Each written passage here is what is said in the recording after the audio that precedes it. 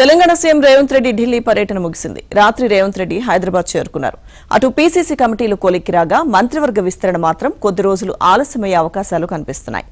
ఆదివారం రాత్రే సీఎం రేవంత్ రెడ్డి హైదరాబాద్ ప్రయాణం ఉండగా కేసీ వేణుగోపాల్ను కలిసిన తర్వాత పీసీసీ కమిటీలు మంత్రివర్గ విస్తరణ 2 అంశాలను ఫైనల్ చేసుకోవాలని నిర్ణయించారు.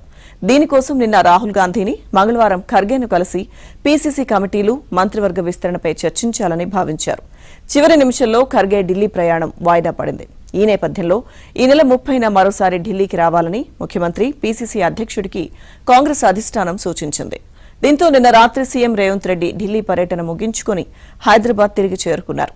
ఈ నేపథ్యంలో జూన్ మొదటి వారంలోనే మంత్రివర్గ విస్తరణపై స్పష్టత వచ్చే అవకాశం కనిపిస్తోంది. తెలంగాణ ప్రదేశ్ కాంగ్రెస్ కమిటీ పదవులపై కసరత్తు కొలిక్కి వచ్చింది. ఏ క్షణమైనా ప్రకటన వెలువడే అవకాశం ఉందంటున్నారు.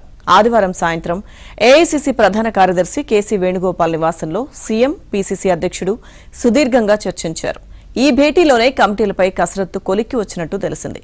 ఇక ఈ నేపథ్యంలోనే నిన్న సాయంత్రం రాహుల్ గాంధీ నివాసంలో కేసీ వేణుగోపాల్ చర్చలు జరిపారు. తెలంగాణ పీసీసీ కమిటీల జాబితాకు సంబంధించిన అంశాలపై రాహుల్ గాంధీ దృష్టికి కేసీ వేణుగోపాల్ తీసుకువెళ్లినట్టు తెలిసింది.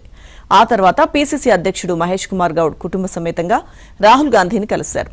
పీసీసీ కమిటీల ప్రకటన, మంత్రివర్గ విస్తరణ, తెలంగాణ రాజకీయ పరిస్థితులు, గ్రామ స్థాయిలో పార్టీ బలోపేతం తదితర అంశాలపై రాహుల్ గాంధీకి మహేష్ వివరించినట్టు తెలిసింది.